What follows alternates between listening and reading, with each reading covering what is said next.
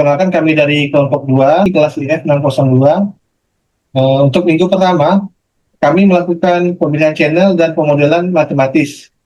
Perangkat yang digunakan dalam pengujian ini adalah Motorola MTP 3100. Di minggu pertama ini juga kami melakukan pemodelan matematis, ada 3. Yang pertama, pemodelan link budget atau dasar daya sinyal. Ini adalah persamaan fundamental untuk menghitung apakah sinyal yang diterima oleh HT atau PRX berada di atas ambang batas sensitivitas perangkat. Pemodelan kedua adalah pemodelan propagasi atau pet loss. Untuk lingkungan lapangan di mana MTP 3100 beroperasi, kita sering menggunakan long distance pet loss model untuk memperkirakan R4. Yang ketiga, pemodelan noise floor atau tingkat derau untuk mengetahui apakah sinyal tersebut bisa terbaca atau mencapai SNR yang cukup. Kita harus menghitung noise floor dasar derau perangkat dengan rumus N sama dengan K dikali T dikali B dikali NF dalam bentuk logaritmik.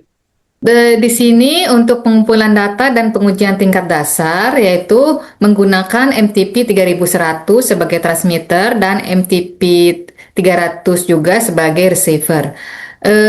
Bangunan beton, struktur logam, kendaraan, mesin industri, serta hambatan lain yang mengakibatkan path loss, shadowing, dan multipath padding yang merupakan gangguan dari noise. Kemudian skenario pengujian derau, tingkat derau dibagi menjadi 3, rendah, sedang, tinggi. Uji tekanan hingga batas Shannon, rumus C sama dengan B logaritma 2 dalam kurung 1 ditambah SNR.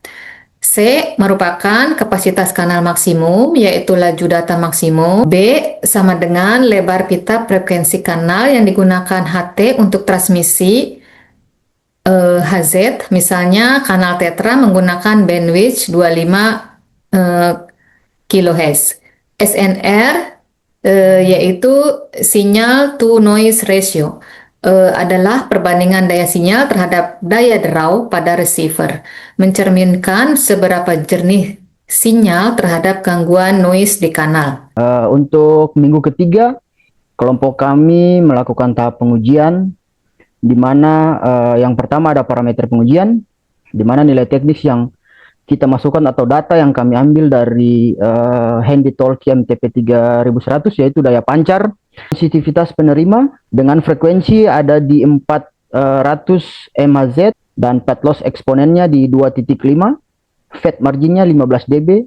Nah, yang kedua, kami melakukan pengujian dengan menghitung maksimum allowable pet loss atau MAPL, di mana MAPL ini sendiri sama dengan PTX dikurangi P-sense dikurangi fat margin, sehingga MAPL ini mendapat hasil 30 dikurangi minus 115 dikurangi 15, sehingga MAPL mendapatkan hasil 130 dB. Yang ketiga, kami menghitung jarak maksimum, di mana jarak maksimum ini menggunakan model pet loss, di mana LPET dalam kurung D sama dengan L dalam kurung DO ditambah 10N log 10, di mana D dibagi D0.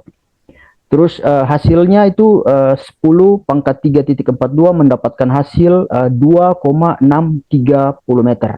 Nah, berdasarkan perhitungan matematis dengan fat margin yang kami lakukan, jangkauan efektivitas dari Motorola itu sendiri di lapangan terbuka adalah sekitar 2,6 km.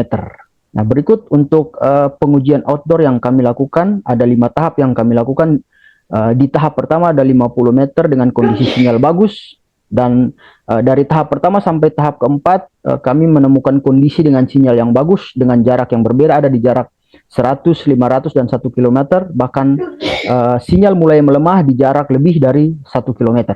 Nah, untuk pengujian indoor, juga kami melakukan dengan tahap dan jarak yang sama, tetapi dengan kondisi yang berbeda. Pada jarak 50 dan 100, sinyal masih tetap bagus.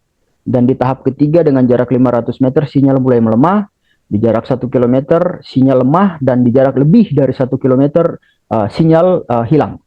Nah, berikut hasil pengujian yang kami lakukan dengan jarak yang tadi sudah kami lakukan pada pengujian indoor dan outdoor. Hasil pengujian yang berikut yang kami lakukan, jarak 0 sampai 500 meter, sinyal sangat kuat dengan indikator radio RSSI-nya minus 75 dpm, terus di jarak 500 sampai 1500 sinyal mulai stabil dengan RSSI-nya minus 80 sampai dengan 95 dBm. Ada jarak 200 sampai 2600 meter, sinyalnya mulai batas operasional dengan RSSI-nya minus 110 dBm. Dengan jarak lebih dari 2700 meter, di sini sinyal mulai hilang dengan statusnya gagal, suara terputus. Minggu keempat, kami melakukan analisis laporan dan presentasi video.